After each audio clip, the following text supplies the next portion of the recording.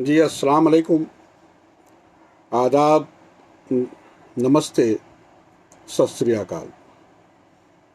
मैं शहाब अख्तर झारखंड से शायरी का मुदीर और तबसरे का मुदीर आज फिर से लाइव आने की कुछ दो बहुत अहम वजूहात हैं।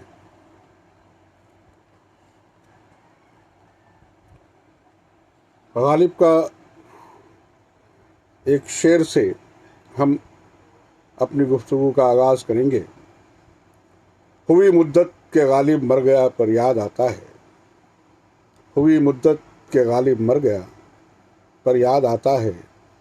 वो हर एक बात पे कहना कि यूं होता तो क्या होता, वो हर एक बात पे कहना कि यूं होता तो क्या होता। हम अपने तमाम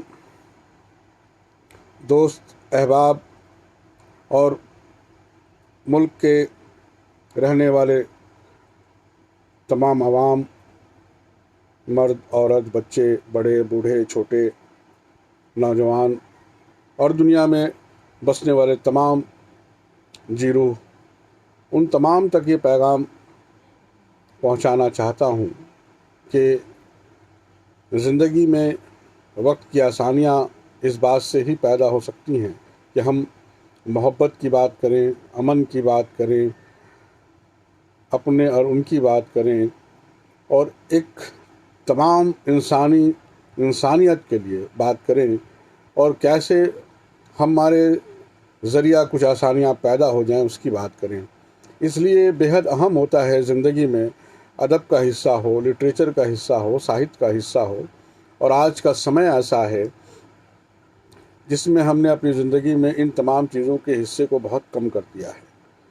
अदब या लिटरेचर या साहित्य के पैरोकार मुझे बनने की बहुत ज़रूरत नहीं है, क्योंकि जिन लोगों को थोड़ी समझ और अपने ज़िंदगी के ठहराव, अमन और आशिकी के लिए और इंसाफ और इंसानियत के लिए जो बातें पसंद आती हैं वो अदब के साथ होते हैं, किताबों के साथ होते हैं, सच के साथ होते हैं, हक़ के साथ होते हैं, इंसाफ के साथ होते हैं।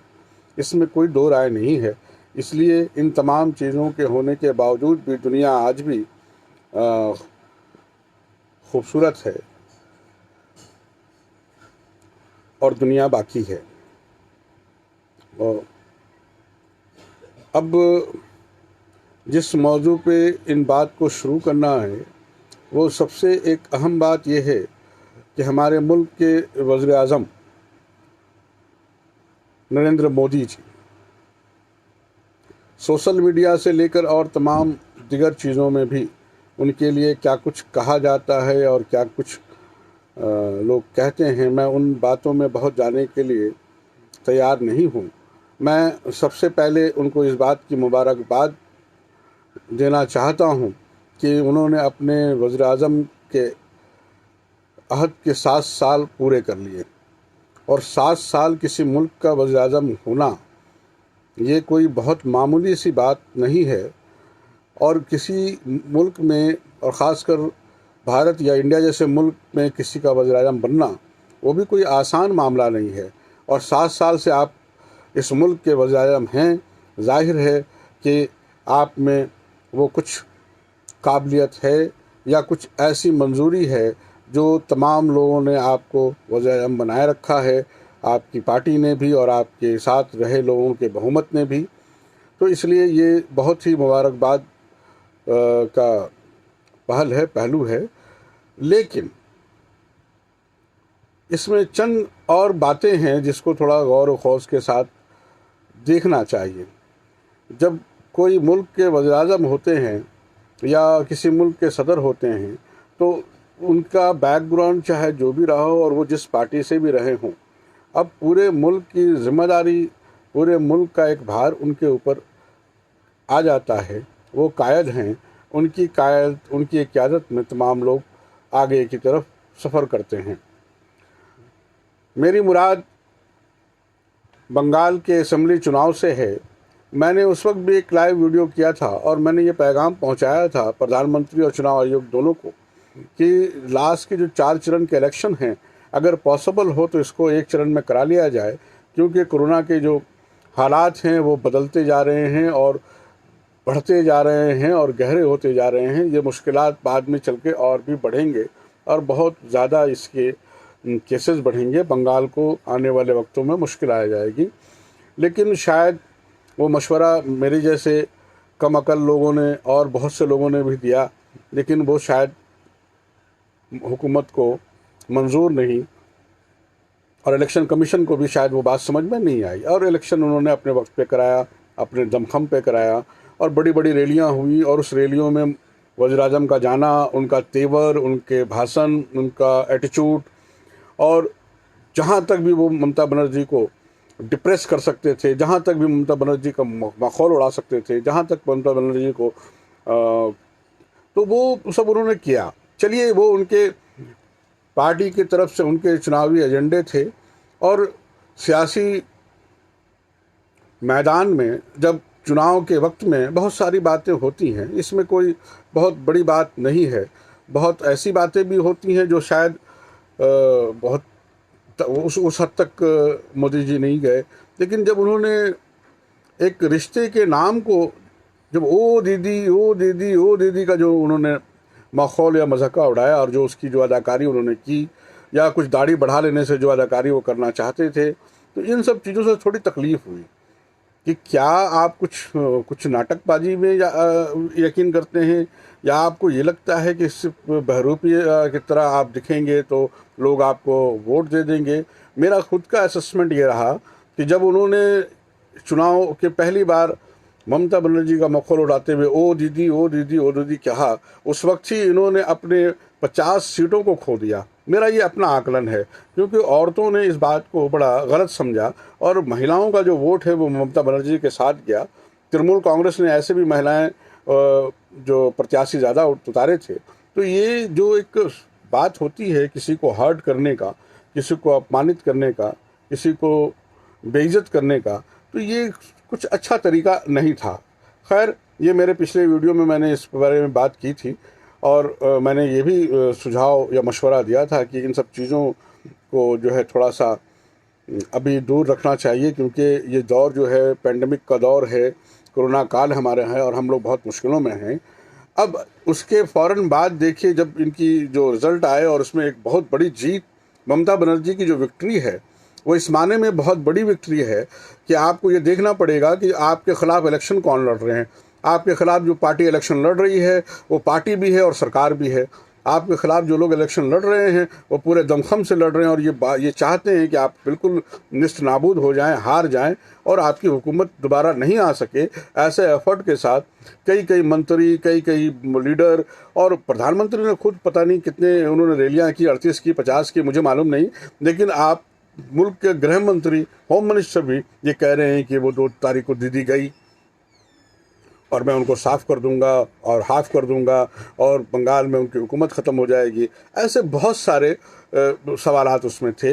लेकिन जब जिस दिन रिज़ल्ट आया और इनकी जो विक्ट्री 213 की रही, 2 से जब बार बार ये भाजपा के लोग कहते थे कि 200 के पार, तो बात उस वक्त समझ में नहीं आती थी। बात ये थी कि 200 की इनको हार होने वाली है। तो इतनी बड़ी विक्ट्री के साथ जब ममता आई, इनको भी ये अंदाज़ा नहीं था। लेकिन बड़े मन का सवाल ये है, इलेक्शन का सवाल ये है, चुनाव का सवाल ये है कि जब आपने इतने बड़े बहुमत से लोकसभा जीता था तो क्या दीगर पार्टियों ने क्या किया था?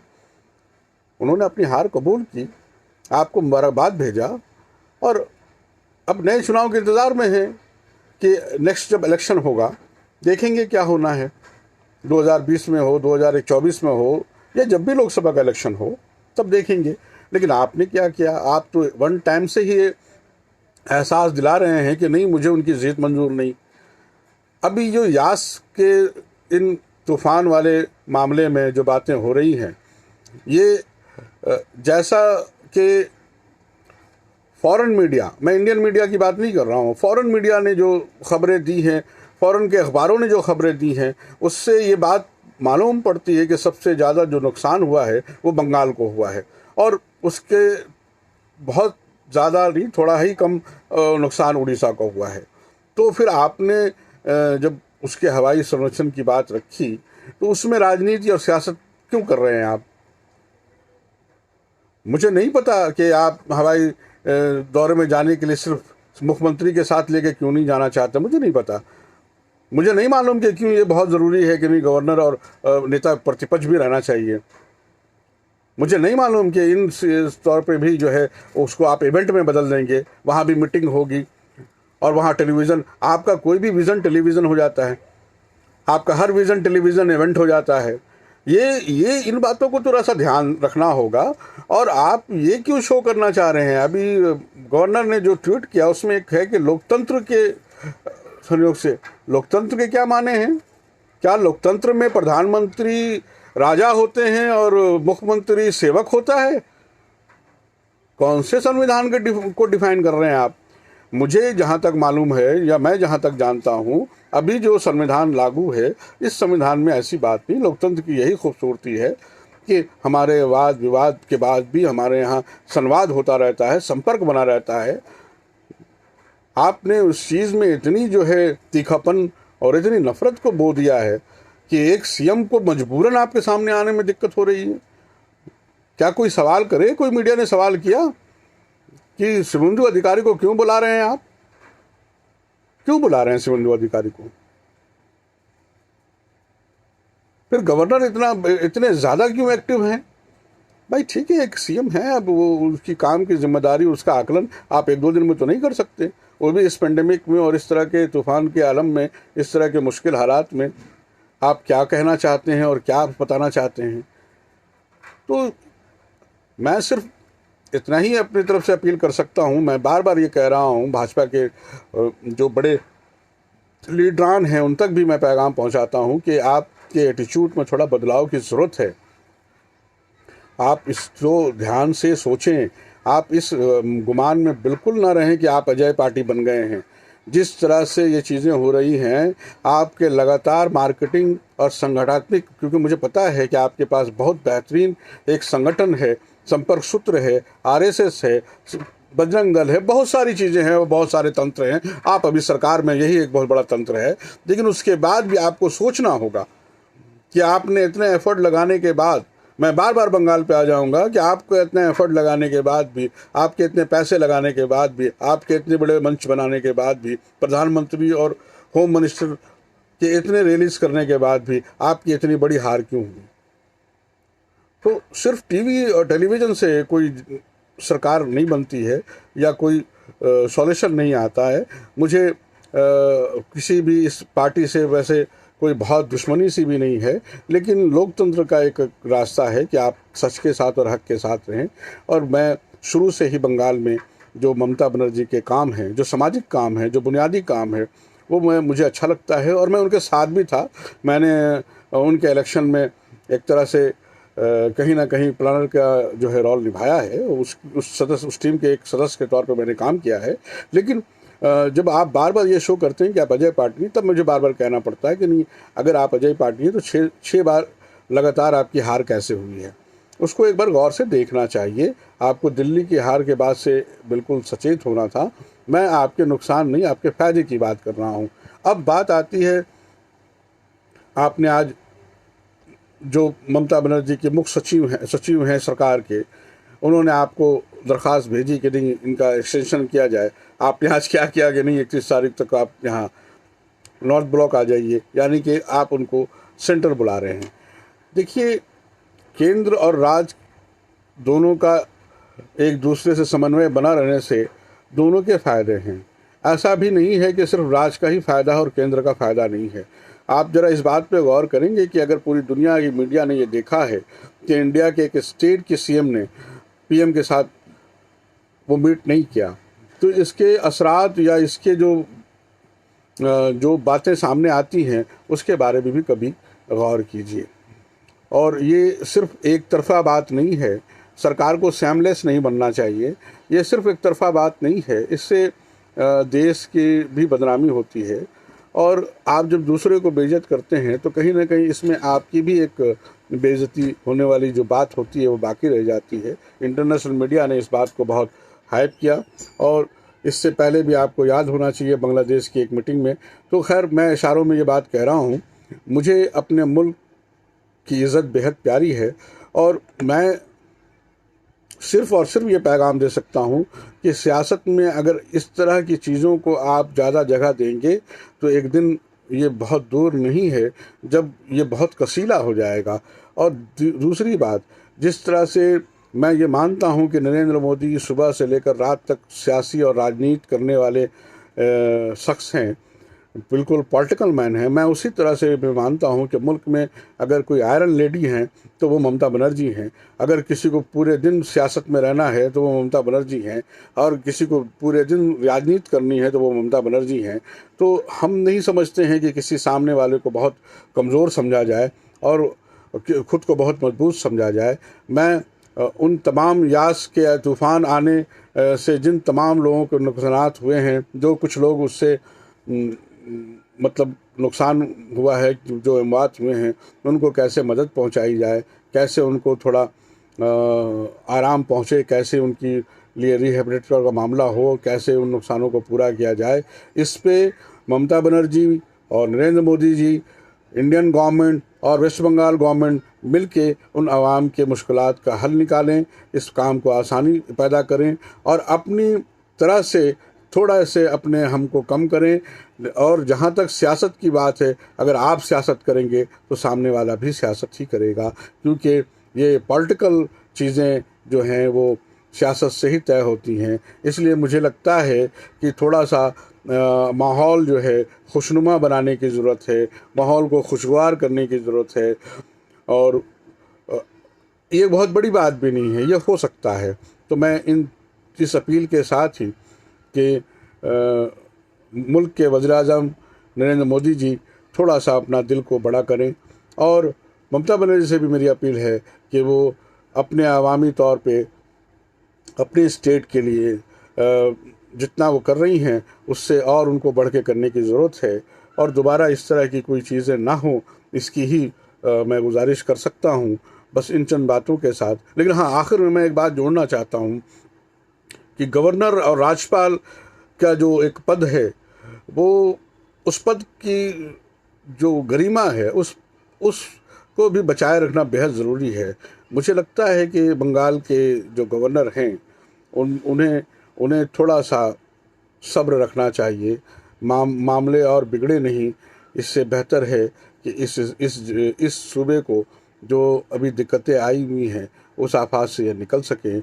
मैं तो ईश्वर से, खुदा से ये दुआ करता हूँ कि कोरोना के हालात भी वहाँ कम हों, वरना वहाँ जो जितनी बड़ी गलतियाँ हुई हैं और जितने आखिर में लॉकडाउन लगाया गया है, मुझे लगता है कि ये एक बहुत बड़ा वहाँ मुसीबत बनने जा रहा है।